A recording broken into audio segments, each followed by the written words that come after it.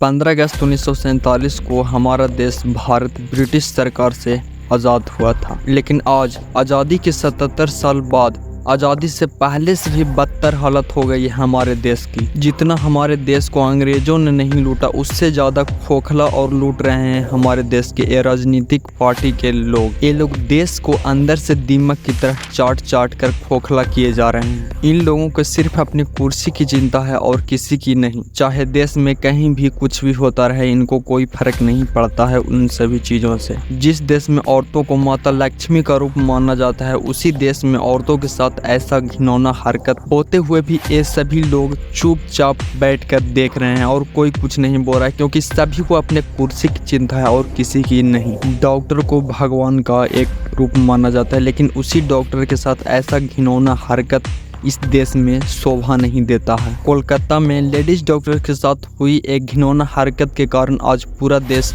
आक्रोश में है, लेकिन अभी भी इन नेताओं को अपनी कुर्सी की ही लगी है। तो आइए जानते हैं आज की इस वीडियो में इस मामले की पूरी जानकारी शुरू से। कोलकाता के आरजी मेडिकल कॉलेज में 8 अगस्त की रात एक लेडीज ट्रेनी डॉक्टर ड्यूटी पर थी, जो उस रात वहां के सभी मरीजों का देखभाल कर रही थी। और जो ट्रेनी डॉक्टर होते हैं, उनको लगातार 24 घंटे और कभी कभी तो 48 घंटे तक ऑन ड्यूटी रहना पड़ता है, जिनके कारण उनको रिलैक्स करने का टाइम नहीं मिलता। और कुछ ऐसा ही हुआ उस लेडीज डॉक्टर के साथ। लगातार ड्यूटी करने के कारण उन्हें थोड़ा सा थकावट महसूस होने लगा, जिसके कारण उन्होंने सोचा कि थोड़ा आराम कर लिया जाए। तो वो लेडीज डॉक्टर उसी कॉलेज के सेमिनार हॉल में थोड़ा सा रेस्ट करने के लिए चली गई। लेकिन आगे जो उनके साथ होने वाला था, उनको वो थोड़ा सा भी अंदाजा नहीं था। उसी मेडिकल कॉलेज का एक दलाल जो मरीजों को पैसे लेकर एडमिट करवाता था, जिसका नाम संजय राव है, और उस दिन वह मरीजों के कुछ फैमिली के साथ नशा करने चला गया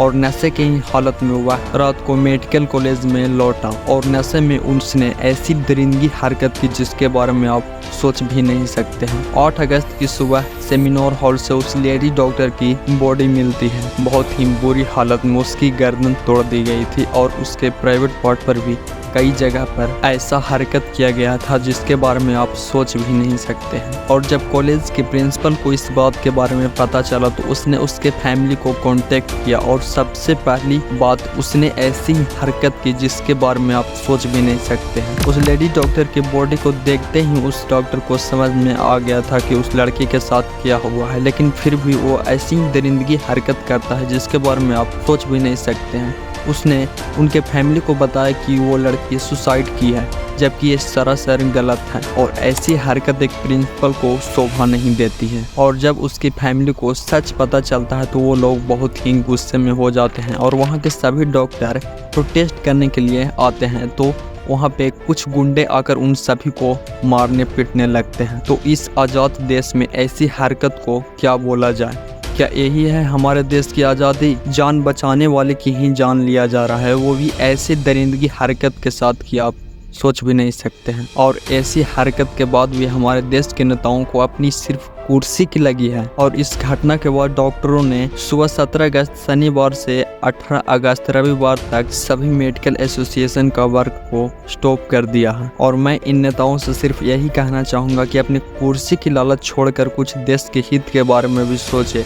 अगर नहीं तो फिर इनके साथ ऐसा बुरी हालत होने वाला है कि ये सोच भी नहीं सकते हैं। उस लेडीज डॉक्टर को जल्द से जल्द जस्टिस मिलना चाहिए। मिलते हैं किसी अगले वीडियो में, तब तक के लिए जय हिंद, वंदे मातरम।